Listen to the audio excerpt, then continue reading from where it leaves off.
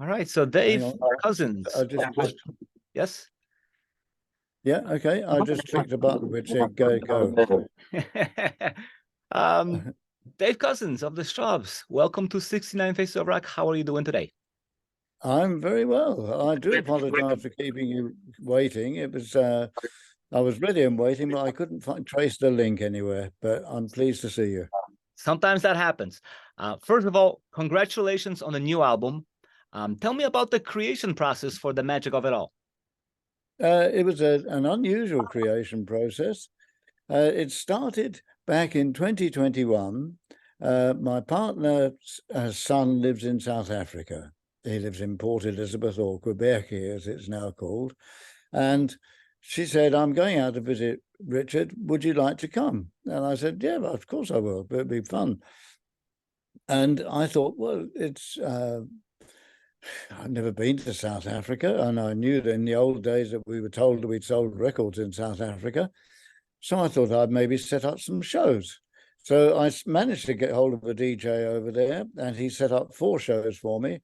And I was absolutely astonished to find that people were driving from miles and miles and miles around to come to see me play. It was just me on my own for the very first show. And then I joined up with a local bass player, Skulk Joubert, and the shows went down very well. In fact, the very last show that we did in Stellenbosch, which is the wine district just outside Cape Town, we drew 400 people. And in the open air, with 6 weeks' notice, very short notice for setting up a show. And I was absolutely amazed. And so I thought no more about it, came back to England. And then Marianne said, would you like to go back? We'll go back for Christmas. And so I said, fine, we'll do that. But then out of the blue came a call from a documentary maker called Neil van der Venter, who said, I would like to make a documentary about Strawbs.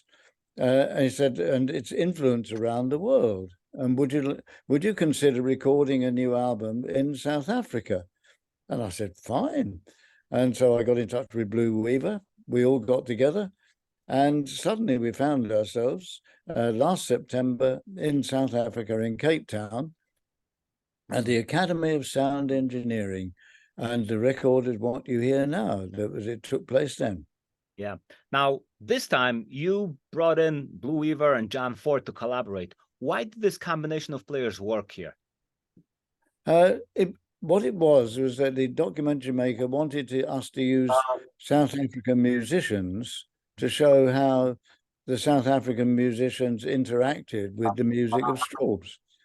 So that was part of the documentary. In fact, he said, would you mind if, during the recording, if we have a camera man in the studio actually recording you while you're recording the album? So every minute of every recording was recorded and filmed. There weren't big lights rigs up. It was all done very discreetly. But also the studio is a working college.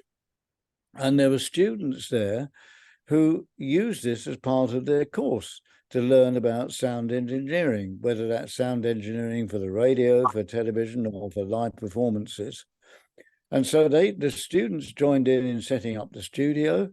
They were there all the time that we were recording. They were sitting outside in the control room.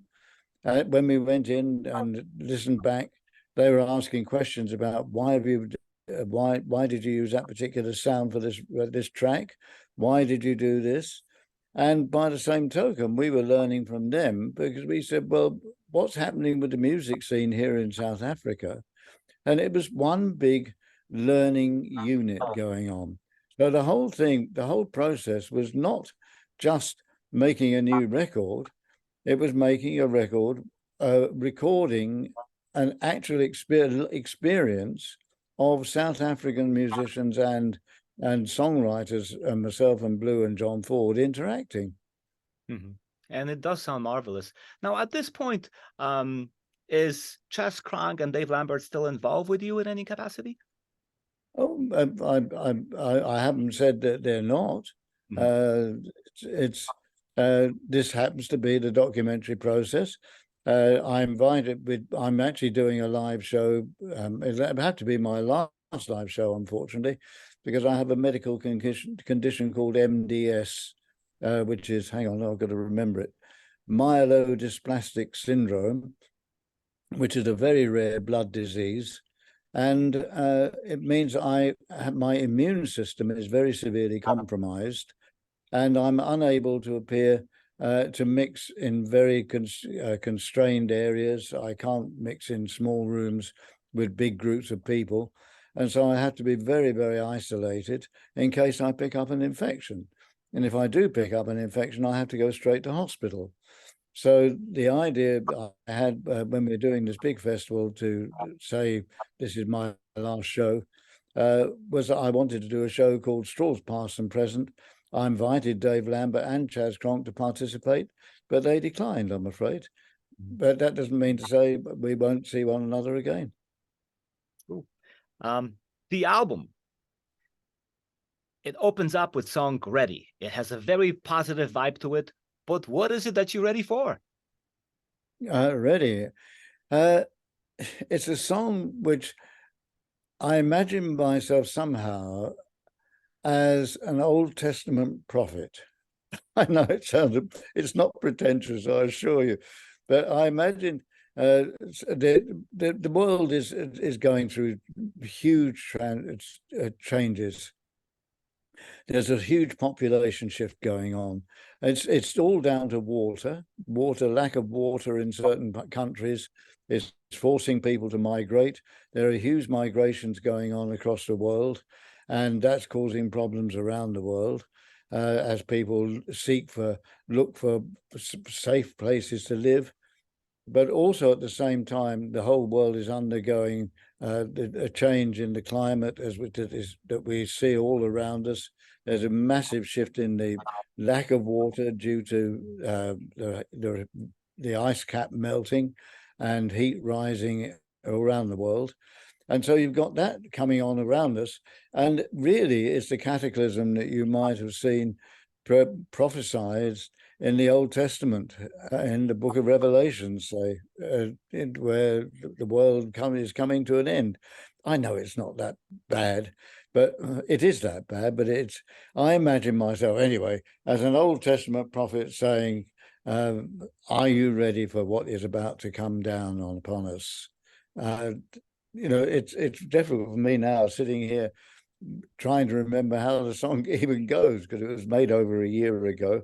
But as when it was written is now come around, that which once prophesied is by heavens above, by trust we are bound, etc. The blood from dust of the cities crumbles, pours down like blood. Will they survive the fire and flood? Are you ready? So this is me being an Old Testament prophet warning people of what's going on in the world around us. The interesting thing is that the song was actually written in 7/8 tempo. I wanted to play it in 7/8. So it's a lovely loping feel to it. And it's magical. And we don't use tempos like that very often on our records. Normally we play in straight 4/4, but to play in 7/8 was very, very different, and it puts different emphases on the words, and it really drives it along and pushes the message across. Definitely a strong entry. Now the title track, The Magic of It All, has a very reflective feel. Was it really hard for you to see that stop sign along all those years? No, it's Strawbs is an ever-evolving thing. It's never been one day, oh, we'll be a prog rock day this week and we'll be a rock band tomorrow, we'll be a folk group tomorrow. Strawbs is a continual evolution. And the thing that links all of those evolutions together is the songs themselves. It's the songs that people remember Strawbs for. And if you look back on those songs, you can look back and they tell the story of what's happened in my life as the songs have been written, and what's been happening in the world around me as the songs have been written again. So to look back, look down from the mountain, behold the view below, pirates in a pantomime. That's a little joke about the band marching to and fro, because Rick Wakeman once took part in a pantomime, believe it or not. So that's pirates in a pantomime marching to and fro, saluting for photographs where life's long shadows fall. We're getting older. This has been the magic of it all. But all the time we've been looking to climb that imaginary wall. There's always been that wall that we've always been trying to get to. We've always been trying to get better and better with everything that we do. And it's an imaginary wall, but we're always trying to climb it somehow. So that was the theme of the song. So it's a travelogue at the same time of where we've been around the world, and also looking back and fondly at it. All the places we've been around the world. It's quite an exciting thing to look back and reflect on, but also reflects on the fact that we got screwed up management-wise. We should never have left A&M Records when we left. It was a stupid decision in my opinion at the time, and it dramatically affected the way in which the band developed. So that's all in this song, but overall, looking back on it all, it has been magic.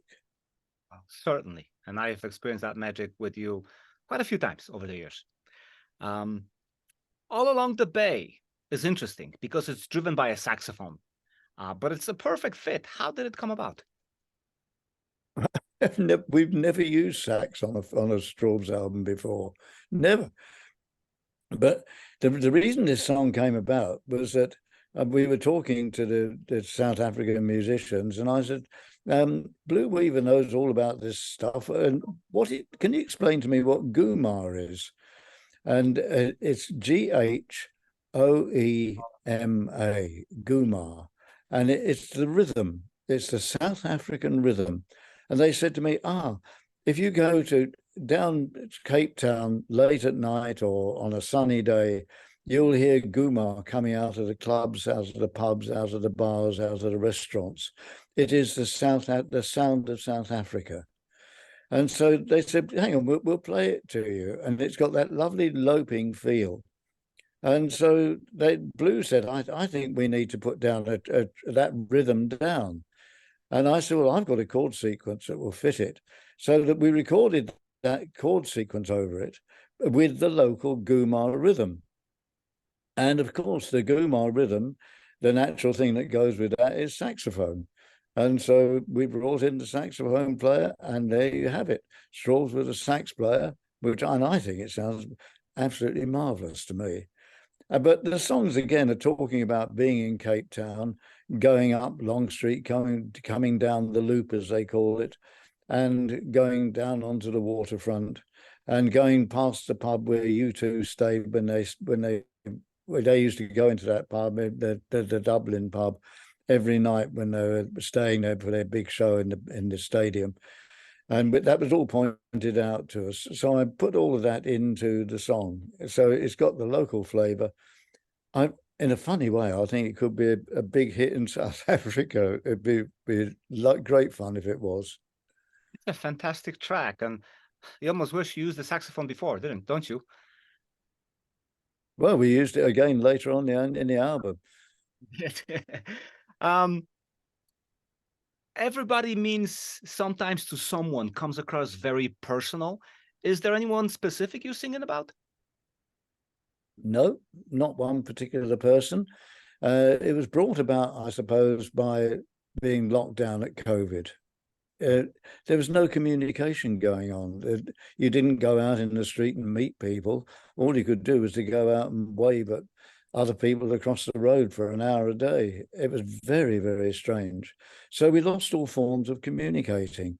And I think that has happened anyway with social media. People don't pick up the phone and make calls to people. People don't write letters anymore. People send messages, yes.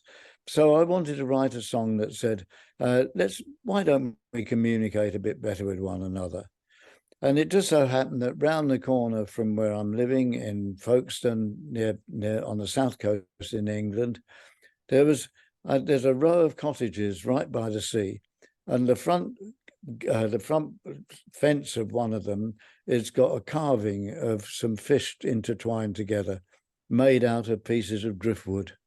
And I looked at that, and it had a little plaque beside it, which said that this is called "Everything Means Something to Somebody Somewhere."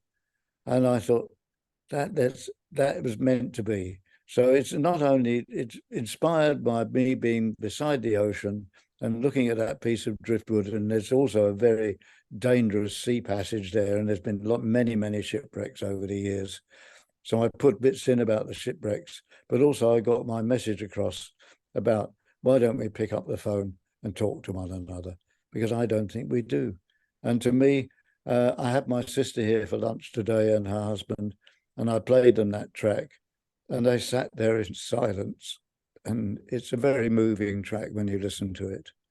It And is. they said, "We're going to pick up the phone and call you later." Hmm. Outstanding. Yeah, I mean that's an example when music speaks to the soul. Our work. And Strawbs music has always done that. Strawbs music is always, it not music with a message. It's music about what's going on in the world. I suppose in years gone by, in 18th century, troubadours used to go from town to town singing songs about the news, which became the child ballads in the old folk tradition. And I suppose in the folk tradition, because I came out of the folk tradition as going to various folk clubs and playing in folk clubs, I always tell stories about the songs and what they're about before we sing them. And that's continued. And that is the whole tradition of the Strawbs music. I thinking back to a lot of the old shows I did see. I totally remember you doing that. Yeah. Our World is another very touching song with a very personal message. Tell me about it. Our World, John Ford comes up with the most beautiful melodies. And sometimes he runs out of words for them. And when we were making the album, he said, "Dave, I've got this song. I don't know what to do with it. Have you got any lyrics?" And about half an hour later, I sent him the lyrics back and I said, "How's this?" And he was absolutely stunned that they came out so quickly. But I was talking about migration earlier and the fact that migration is happening all around the world. And it's really a song about the poor people who are traveling for miles, carrying their children with them, trying to find a happier place to live somewhere in the world. They're looking for kindness around the world, and there is no kindness in the world anymore. People don't look out for one another anymore. I think the tendency has become that you tend to look for people for what you can get out of it rather than what you can actually give to somebody. And I think that's a very sad situation. So this song, I hope, will make people think a lot more. Great. Who is Slackjaw Alice? That's up to you to work out. Well, it it could be a politician. It could be a royal. It could be somebody in the financial world. It could be somebody in the press. If you read through the clues and read the words very carefully, there are certain clues which will tell you exactly who it is. But you have to know exactly how to link the words together. Once you get it, you'll be able to see that person and realize exactly what it talks about. Slackjaw is somebody who's whoa. So you can, and Alice loves the way of life where money talks. So somebody who likes money. So you've got to go through the song and listen. Watch out for the clues. Mm-hmm. Wow. Let's Walking hand in hand where the devil walks. Maybe there are two people involved in this. It's one of my little songs where I wanted to have a bit of fun and enjoy myself and make it not brain teaser, but I don't want to give it all away because otherwise people go, oh, and they'll get fed up with it.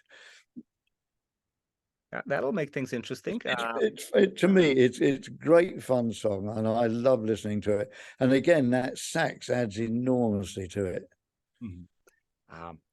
Paris Nights, again, very personal and reflective. Is this song about any particular experience? Yes, me going to Paris, going down the Seine. I stay in a lovely little hotel. I can fly into the airport and then get the train into what's it called now? I can't remember the exact station now, but I can see it, and then walk to the hotel. It's a tiny little hotel, and it's right on the Seine. And just down the road from that hotel is another hotel where the Beat poets stayed, in like Jack Kerouac and all those sort of people.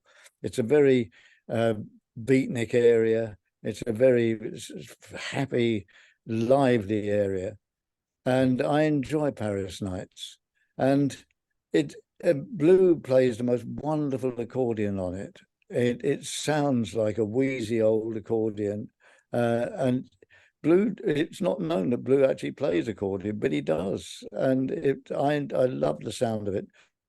But I also enjoy speaking French when I'm over there, and apparently my French is quite good. I'm not fluent, but I listen to people, so I can pick up the accent. And I was very flattered when I was told recently, your accent is very good. So I'm very proud of that fact. It's a reflection on Paris and its charms, and it's a lovely place to be. Excellent. Wiser Now continues on that pattern. What is clear to you in life now? Wiser Now is written about. It's really written about how I started writing songs. And again, it's very deeply personal in that every word and every line means something. It's not blindingly obvious. I don't write things that are blindingly obvious, but that again is not pretension. It starts, some folks say, I left it late. What's he talking about? I left it late because I didn't start writing songs until I was in my mid-20s. Now, most people would have started writing songs when they were 18, 19, but I didn't. I was too busy playing the banjo in a bluegrass group, the Strawbs as we were. And it didn't occur to me to write songs. And I had a blinding sort of, not inspiration, but I was got an invitation when Bob Dylan first ever came to sing in England. He came over to, first of all, to do a play for the BBC. And then he came and recorded 2 half-hour shows for the BBC. And I sat in the front row, and I listened to his first album, and I thought I was very impressed with it. I liked it, mainly because I really loved listening to Rambling Jack Elliott, who I'd seen and sat at his feet, in the folk clubs around London. But when Bob Dylan actually came on stage and started singing, I was absolutely mesmerized by the power of his performance. And I hadn't written a song in my life to start with. And not that it started me writing, but I was just totally impressed by the power of riveted by the power of the words that were pouring out of him. And then by a strange coincidence, Donovan appeared on a TV show, Thank Your Lucky Stars. And I suddenly saw this young kid singing a folk song, and I thought, well, if Donovan can write songs, so can I. And so I picked up a pen and paper, and I started to pick songs. My early songs, looking back on them now, were a bit of fumbling as I got into it. But very rapidly, I began to get into the folk style of telling stories, as I do still to this very day, and writing about situations that I find myself in. And where is this dream of your youth? Wake up one day, you're on your own. From now on, you're on your own. The sands of time are running low. You'll have nothing left to show. Where is this dream of your youth? Life was slipping me by quickly at that time. So that's just one line of the song. That was me starting song. Some folks say I left it late. Blame it on a twist of fate. I saw Bob Dylan. The Twist of Fate was not that album, but I put the reference to Bob Dylan in there because he was an influence, if you like. Then you go to the second verse, Bebop-A-Lula. I saw Gene Vincent on stage when I was at college, and I was very impressed. So he was an influence to me. Jailhouse Rock.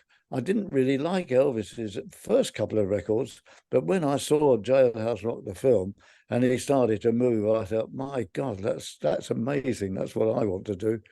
And so there was another influence. So Bebop Jailhouse Rock. So it was all about me talking about the various influences that started me to write songs. But all the time I'm Jailhouse Rock, Baby Bopalula, Jailhouse Rock. Well, that's right, Many Moons Around the Clock. We've gone many years on past those songs, but I'm wiser now. I've learned from all of those experiences, learned from all those people, and I'm wiser now. But nowadays it's ever clear, friendships that I once held dear fade away and disappear. It's true. You get a lot of friends. Some of them have passed away. Some of them you lose track with. That reflects back onto everybody means something to someone. But I'm wiser now. And backstage, the curtain drops. Lock away those old stage props. I've got to. I can't, unfortunately, do anything else. But making music never stops. I'm wiser now. And any good, you live forever in my dreams. And that's essentially the theme of the album, if you like. You live forever in my dreams. I've learned from all my songs I've ever written, all the places I've ever played. I can remember very fondly back on all of them, and all of them bring back memories. And it's a lovely way to say thank you very much all the way through the album. What a great way to celebrate life and music. I hope so. The album closes with Christmas Ghosts, and here we are talking about Christmas in the middle of July. But what are your favorite Christmas memories? Well, again, John Ford came up with this marvelous tune. It was in 4/4 time. Blue Weaver said, I think we should try it in 6/8. Fast waltz time. He said that probably take it away from the regular Christmas feel and give it a different flavor. So he was right. John Ford said, I'm not sure about that, but when he heard the end result, he loves it. But I then thought well, in terms of lyrics, why don't we consider Christmas past, Christmas present, and Christmas future, which are the Dickens ghosts, if you like, the ghost of Christmas past, the ghost of Christmas future, and the ghost of Christmas present, and the ghost of Christmas future. So we've got the three ghosts. So the first verse is the Dickens titles of the Dickens books: Bleak House is Open, Christmas at Last. So it's based around the Dickensians, that Christmas past, and singing Christmas carols in the snow. And then we come to Christmas present. Well, what do? Christmas presents. Everyone's buying everyone's spending Christmas online. That's the spirit of Christmas these days. Christmas is done online. And then you come to Christmas of future. Well, there's a young girl. I've got the fairy lights. I've got the stars. I'm spending Christmas out here on Mars. Life is a memory. Too little, too late. Let's get together. Let's celebrate. So she's looking back at Earth saying, Earth is a memory. Too little, too late. Let's get together. Let's celebrate. I'm making a new life for myself. So you go from the end of the album, which is reflective, and if you like, a little melancholy, to a very happy, joyful next sub-ending, if you like. That's why I call it the abracadabra trick. It's a magic trick at the end of the album that gives you the song, the happy song to go out on. And here we are in July now. I think we'll put it out as a single at Christmas and just see if we can have a monster hit with it. I hope you do, because it's a lovely track. Oh, thank you. Years ago, you told me that most of your writing influences come from taking walks through English countryside. Is that still the case? Yes, I do. I'm down by the sea at the moment again. So that's another Strawbs track.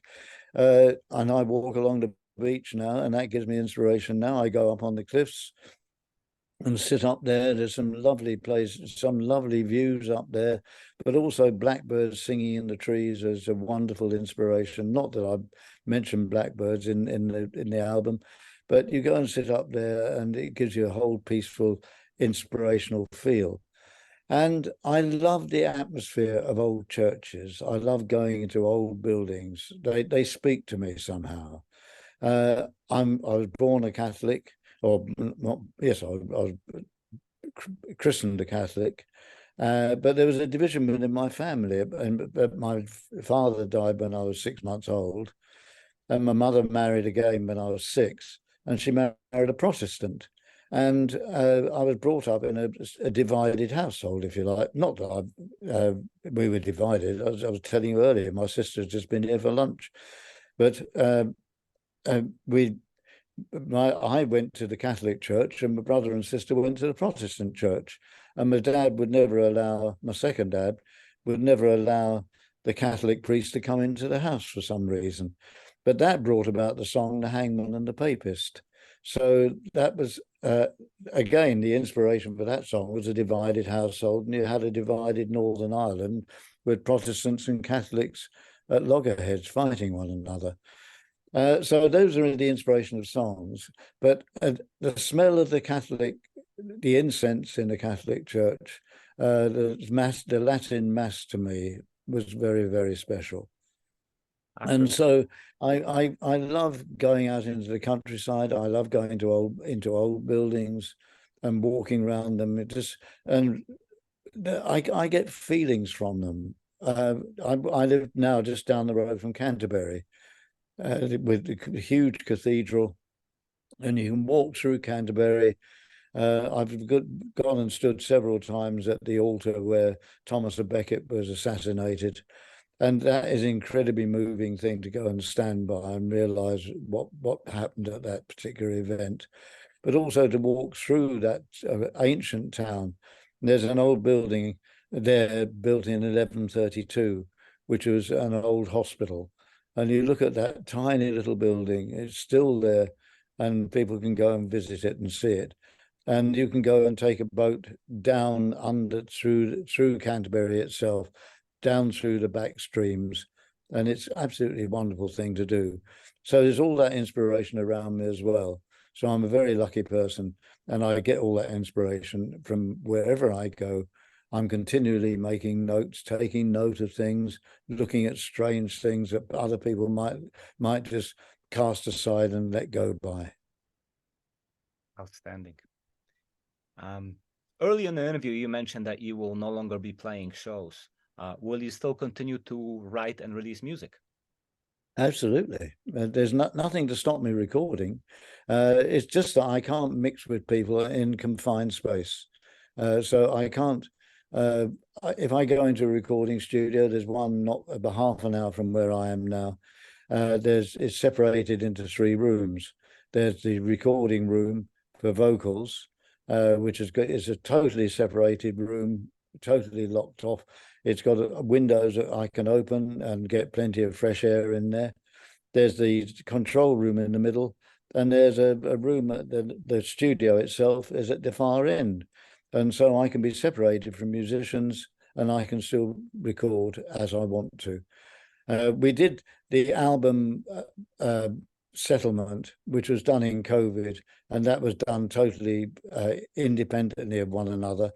Never speaking to one another, hardly ever speaking to one another on the phone. It was all done by email, and it's not a satisfactory way to do it. And I love the idea of going. I can't go back to South Africa, sadly, because I can't get on a plane anymore and go and fly anywhere because I might pick up an infection on the plane. It's a very restricting thing to do. It will restrict my life, but it doesn't mean to say that I can't write songs. In fact, I've got 2 or 3 ideas for new songs coming to me as I go. I'm continually writing them down, jotting them down, storing little lines on the computer or jotting them down in paper. And I've got books that I keep that I write notes into, and I can refer back to them. And I did for this album, I referred back to stuff that was a couple of years old, and brought that forward and turned it into the modern time. So I'm continually writing. I'm in touch with other musicians all the time, and who knows what will happen. I'm very excited about the future, but I just can't get up sadly and stand in front of people because it's too dangerous. Finally, when you look back at all the years of playing, recording, and composing, do you feel fulfilled? Sometimes I feel frustrated. I think I listen to an album, I think we could have done that better. But overall, I've started listening back occasionally to some of the old records we made, and I think, crikey, that was actually very good for the time when it was made. It was actually a very good record. So I can look back very fondly, listen to it all, and actually think to myself, I've created a body of work that I believe where it's a body of songs that have been put together by some incredibly talented musicians that have worked with me. And I think it's enormously satisfying. If I was to keel over now this evening, I think I would die a very happy person. But I haven't finished yet. I'm gonna carry on and see what more I can add to it. At the moment, I'm concentrating. I'm just going to reach behind me. Here it is. There we go. The new album. There's the vinyl album. I'm going to concentrate on that. I love talking about it, and it's been lovely talking to you about it and explaining what some of these songs are about. It's been an incredibly satisfying experience. It's not over yet. Thank you, and God bless you, Dave Cousins.